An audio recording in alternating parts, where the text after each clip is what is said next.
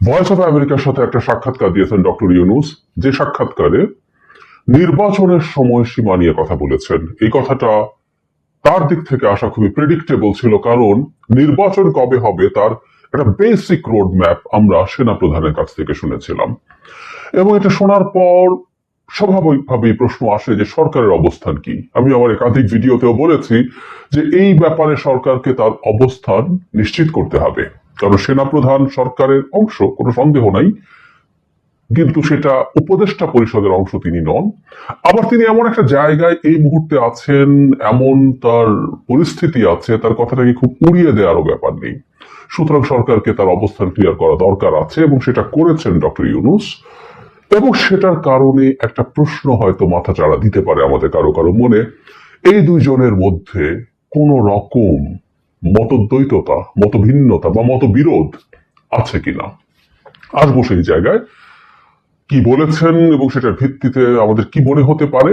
তার আগেই যে ইন্টারভিউটা ভয়েস অফ আমেরিকাকে ডক্টর ইউনূস দিয়েছেন, তাতে ইন্টারেস্টিং কয়েকটা জিনিস আছে। আমি ইন্টারভিউটা ভিডিও পাওয়া যায়, আপনারা দেখে নেবেন। ওখানে যিনি প্রশ্নকর্তা ছিলেন, তিনি ডক্টর ইউনূসকে নানাভাবে প্রশ্ন করে বিপদে ফেলতে চেষ্টা করেছেন। ভয়েস অফ আমেরিকা এর আগে আমরা দেখেছি এই প্রতিষ্ঠানটার যিনি দায়িত্বে আছেন সম্ভবত শতরূপা বড়ুয়া, তিনি প্রধানমন্ত্রী শেখ হাসিনাকে বা তিনি ইভেন অর্থমন্ত্রী, পররাষ্ট্রমন্ত্রীকে যেভাবে প্রশ্ন করেছেন, অত্যন্ত তৃতীয় শ্রেণীর বিটিভি ধরনের ইন্টারভিউ নিয়েছেন। বাংলাদেশে যেসব তথাকথিত সংবাদ সম্মেলন হয় সেরকম। সেই জায়গায় আজকে যিনি গেছেন, আমি অবশ্যই এটা পছন্দ করেছি, কারণ ডক্টর ইউনূসকে তারা চেষ্টা করেছেন চাপে ফেলতে, এবং চমৎকার ভাবে তিনি রেসপন্ড করেছেন অনেকগুলো ক্ষেত্রে। এখানে নানান রকম ইস্যু ছিল, পাকিস্তানের সাথে সম্পর্ক, যেগুলো শুনতে এক ধরনের বিব্রতকর লাগতে পারে কারো কারো কাছে, জামায়াতের রাজনীতি, শেখ মুজিবুর রহমানের ভাস্কর্য ভেঙে ফেলা, এবং সেই ভাস্কর্য ভেঙে ফেলা এই জিনিসগুলো নিয়ে উনি অত্যন্ত, যখন প্রয়োজন হয়েছে, টাফ জবাব দিয়েছেন। একটা জিনিস একটু সিগনিফিক্যান্ট লেগেছে আমার কাছে এখানে, সেটা হলো রোহিঙ্গা প্রশ্নে। ডক্টর ইউনূস রোহিঙ্গাদেরকে কিন্তু শরণার্থী শব্দটা ব্যবহার করেছেন, এবং আমরা জানি এতদিন পর্যন্ত শরণার্থী শব্দটা ব্যবহার করা হতো না। এবং তিনি বলেছেন আবার যদি রোহিঙ্গাদেরকে এই দেশে পাঠিয়ে দেওয়ার চেষ্টা হয়, তাদেরকে বাংলাদেশ গ্রহণ করবে। এর আগে আমরা শরণার্থী বলিনি, কারণ শরণার্থী কাউকে বলা মানেই হচ্ছে তাকে কতগুলো অধিকার দেয়া। ডক্টর ইউনূস শরণার্থী বলার মাধ্যমে আমি ধারণা করি তাদের সেই স্ট্যাটাস দেওয়া হচ্ছে, এবং আন্তর্জাতিকভাবে তিনি বলেছেন যে জাতিসংঘের জেনারেল অ্যাসেম্বলিতে গিয়ে এই ইস্যুতে অনেক জায়গায় অনেক কথা হয়েছে। যাই হোক, এটুকু দিয়ে রাখলাম। এখানে তাকে জিজ্ঞেস করা হয়েছিল, সেনাপ্রধান যে ইন্টারভিউ দিয়েছে সেখানে আগামী 18 মাসের মধ্যে নির্বাচনের যে কথা বলা হয়েছে, তাহলে উনি বলছেন তাহলে কি ধরে নেব যে আপনার অন্তর্বর্তী সরকারের মেয়াদ হচ্ছে আগামী 18 মাস পর্যন্ত। ডক্টর ইউনূস বলছেন আপনি ইচ্ছা করে সেটা ধরে নিতে পারেন, কিন্তু সরকারের মতামত তো সেটা নয়। সরকার তো কোনো মত দেয়নি এ পর্যন্ত, কাজেই সরকার যখন মেয়াদ ঠিক করবে সেটা সরকারকেই বলতে হবে। সরকার না বলা পর্যন্ত তো সেটা মেয়াদ হচ্ছে না। তখন উনি বলছেন সরকার বলতে তো আপনাদেরই, হ্যাঁ আমাদেরই বলতে হবে, আমাদের মুখ থেকে যখন শুনবেন সেটাই হবে তারিখ। তারপর তিনি বলছেন উপদেষ্টা পরিষদ এই বিষয়ে কোনো সিদ্ধান্ত নেয়নি। ডক্টর ইউনূস বলছেন আমরা আলোচনা করেছি কিন্তু কোনো সিদ্ধান্ত হয়নি। ফলে খুব স্পষ্ট একটা দ্বিমত আমরা দেখছি মোটা দাগে, কারণ সেনাপ্রধান কি বলেছেন সেটা নিয়েও এক ধরনের কনফিউশন তৈরি হতে পারে। রয়টার্সে উনি দু ধরনের কথা বলেছেন, আমি আমার ভিডিওতে বলেছি, এবং এরপর প্রধান উপদেষ্টা যিনি প্রেস সচিব তিনি ক্ল্যারিফাই করার চেষ্টা করেছেন যে সেনাপ্রধান মাঝে যে বক্তব্যটা আছে সংস্কারের পর 18 মাস নাকি বলতে চেয়েছেন। এখানে ডক্টর ইউনূসের জবাব শুনে আমাদের মনে হবে খুব ক্লিয়ারলি তিনিও 18 মাসই বুঝেছেন, কারণ এখানে ভয়েস অফ আমেরিকা যখন 18 মাস সেনাপ্রধান 18 মাসের কথা বলছেন, তখন ডক্টর ইউনূস সেই 18 মাসকে কন্টেস্ট করেননি। মানে সেনাপ্রধান যেটা বলেছেন তিনি সেটা মেনে নিয়ে বলছেন, এটা উনি বলেছেন, আমরা তো বলিনি। আমরা মানে সরকার, মানে উপদেষ্টা পরিষদ, যারা আলোচনার মাধ্যমে ঠিক করবে, এবং তারা যখন যে সময়টা বলবেন সেটাই জেনুইন সময় নির্বাচনের জন্য। সত্যিকার অর্থে এই ব্যাপারটা সরকারের দিক থেকে আসা উচিত।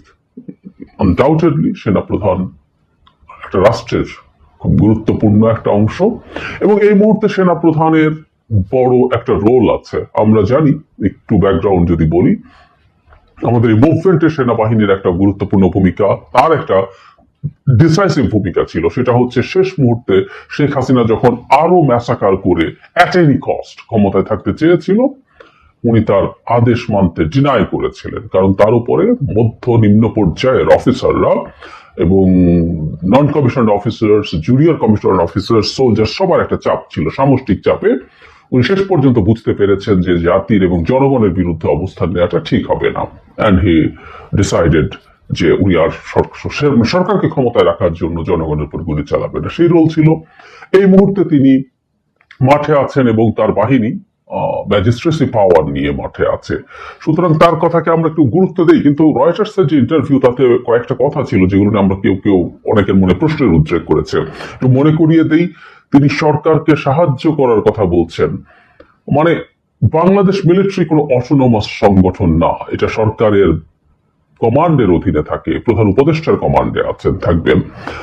সেই সেনাবাহিনী সরকারকে সাহায্য করবে, তাতে মনে হয় যে এটার এক ধরনের একটা স্বাধীন সত্তা আছে, এটা নিয়ে কনফিউশন আছে। আবার এটার মাধ্যমে তিনি সরকারের বিরুদ্ধে সেনাবাহিনী যাবে, যেতে পারে, বিশেষ করে ডক্টর ইউনূস যখন দেশের বাইরে আছেন তখন একটা সমস্যা তৈরি হতে পারে, এই ধরনের গুজবকেও তিনি নাকচ করেছেন।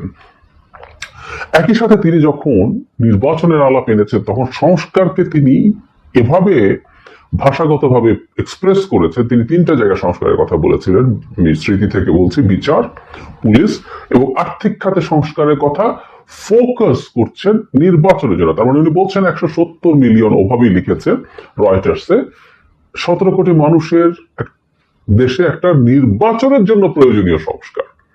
এখানে কিন্তু একটা মেজর শিফট ছিল, ডিফারেন্স ছিল, যেটা আমি আমার ওই ভিডিওতে উল্লেখ করেছি। সরকার কিন্তু, যে সরকারটা এখন ক্ষমতায় আছে, তারা সংস্কার শুধু নির্বাচনের সাথে রিলেটেড সংস্কারের কথা বলছে না, তারা অনেকগুলো আরো বেশ কিছু রাষ্ট্রীয় সংস্কার করতে চান, সেটা বলছে। সো এই যে দ্বিমতের জায়গা ছিল, সর্বশেষ এখন এই মেয়াদ, যেটা সবচেয়ে বেশি আলোচিত বিষয়, এই মেয়াদের প্রশ্নে কিছুটা মতদ্বৈততা, মতবিরোধ হচ্ছে, আমাদের মনে হতেই পারে। তবে দিনের শেষে আমরা প্রধান উপদেষ্টা যেটা বলছেন সেটাকেই চূড়ান্ত এবং প্রধান কথা হিসেবে ধরে নেব। সুতরাং আমাদের নির্বাচন কি হবে সেটা আমরা আসলে এখনো জানি না, কিন্তু এখানে একটা কিন্তু আছে। আমরা খেয়াল করেছি গতকালই সেনা প্রধান উপদেষ্টার সাথে দেখা করেছেন। ইনফ্যাক্ট তার এই ইন্টারভিউটা তার আগেই পাবলিশড হয়েছে। নানান স্পেকুলেশন হচ্ছে, হতেই পারে, অনেকে লিখছেন সামাজিক মাধ্যমে। যদিও সেনাপ্রধান বলেছেন তারা প্রতি সপ্তাহে বসেন, রয়টার্সকে বলেছেন তাদের মধ্যে যথেষ্ট যোগাযোগ আছে, তারা পরস্পরের সাথে, তাদের আন্ডারস্ট্যান্ডিং ভালো, তারা তাদের আইডিয়াস শেয়ার করার জন্য বসেন। কিন্তু ওই ঘটনার পরপর হওয়াতে এক ধরনের কনফিউশন কারো কারো মধ্যে তৈরি হচ্ছে। আমি ব্যক্তিগতভাবে মনে করি সেনাবাহিনীর দিক থেকে এমন কোনো কিছু আসলে হওয়া উচিত হবে না যেটা এই সরকারের সাথে তার কোনো ধরনের বিরোধ আছে, সেনা প্রধানের বিশেষ করে, সেটা প্রকাশিত হয়। সেটা প্রকাশিত হওয়া কোনোভাবেই উচিত হবে না।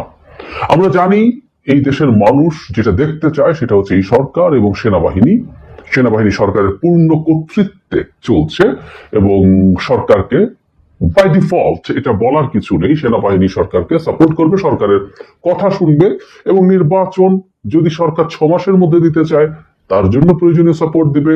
নির্বাচন সরকার যদি 1.5 বছর না বা তার চেয়ে বেশি সময় নিয়ে দিতে চায় তাকে সাপোর্ট দিবে। আবার সরকারকেও, এখানে আমি আগেও বলেছি, তার নিজের স্টেক আছে, সে তার নিজের মতো করে তো বলবে, কিন্তু এই ডিউরেশনটা নির্ধারিত হবে রাজনৈতিক দলগুলোর সাথে ডিসকাশনের মাধ্যমে। আমরা দেখেছি ডক্টর ইউনূস তার কথাতে রিপিটেডলি বলেছেন সংস্কার করে যেহেতু নির্বাচনের কথা এসছে, সংস্কারটা তিনি রাজনৈতিক দলের সাথে আলাপ করে ঠিক করবেন, দ্যাটস ফাইন। কিন্তু আমরা আমাদের জায়গা থেকে, আমরা যারা সাধারণ নাগরিক আছি, আমরা যারা দেখতে চাই এই সরকারটা সফল হোক, এই সরকারটা সফল হওয়া খুবই জরুরি, এবং আমরা অনেকে এটা রাইটলি রিয়েলাইজ করি সরকার যদি ফেইল করে সেটা আমাদের ভবিষ্যতের জন্য খুব বড় বিপর্যয় তৈরি করবে, খুব বড় বিপর্যয় তৈরি করবে। সুতরাং যখনই আমাদের সরকার, উপদেষ্টা পরিষদ এবং সেনাবাহিনীর মধ্যে কোনো ধরনের কোনো দূরত্বের ধরন বা দূরত্বের আলামত বা সামান্য ইঙ্গিত যদি দেখা যায়, সেটা যারা এই সরকারকে ডিস্টেবিলাইজ করতে চায় ইন মেনি ফর্মস, সেটাকে উস্কে দেবে। যখন প্রকাশ্যে কোনো বিরোধ আসে তখন মানুষ ধরে নেয় যে প্রকাশ্যে অনেক বেশি আসে না, যতটুকু হয়েছে মানুষ ধরে নেবে যে বিরোধ বাস্তবে হয়তো আরো বেশি, কারণ প্রকাশ্যের যতটুকু আসে এই ধরনের বিরোধ তার বেশি থাকার সম্ভাবনা থাকে। আমি বিশ্বাস করতে চাই, আমি দেখতে চাই, আমরা দেখতে চাই, আমি ধারণা করি আমরা এটার সাথে দ্বিমত করব না। আমাদের সেনাবাহিনী তারা তাদের যে ডিসাইসিভ রোল প্লে করেছিল দেশের স্বৈরাচারের পতনের সময়, মাফিয়ার পতনের সময়, দেশের গণতান্ত্রিক উত্তরণেও সেনাবাহিনী প্রশ্নাতীত ভাবে সরকারের পাশে থাকবে, সরকারের সাথে থাকবে। এখন পর্যন্ত সরকার কোনো কোনো ক্ষেত্রে, আমি এটা সমালোচনা করেছি যে সরকার ইনঅ্যাকশন দেখছি, সরকার তার পারফরমেন্স খুব ভালো দেখাতে পারছেন না, অনেক ক্ষেত্রে ভুলভ্রান্তি আছে, কিন্তু দিনের শেষে এটা আমাদের সরকার, তাদের সদিচ্ছা নিয়ে আমাদের কোন রকম কোনো প্রশ্ন নেই, সেটা নিয়ে কোনো ডিবেট নেই।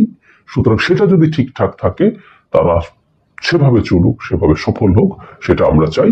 এবং অচিরেই মধ্যে যদি কোনো সমস্যা থেকেও থাকে সেটা ঘুচে যাওয়া দরকার, এবং ভবিষ্যতেও দুই পক্ষকেই সতর্ক থাকতে হবে যাতে এই ধরনের কোনো পরিস্থিতি না হয়, যাতে মনে হয় উপদেষ্টা পরিষদ এবং সেনা প্রধানের সাথে কোন রকম কোনো দূরত্ব তৈরি হয়েছে। আবারও বলছি, এটা আমাদের শত্রু, দেশীয় শত্রু আছে আওয়ামী লীগ এবং তাদের যে লোকজন এই সরকারকে ডিস্টেবিলাইজ করতে চায়, বহিঃশত্রু আছে, একদম প্রকাশ্য ভিজিবল শত্রু ভারত আছে, সবাইকে অনেক উৎসাহিত করে তুলবে, এটা যাতে আর কোনোভাবেই না হয়।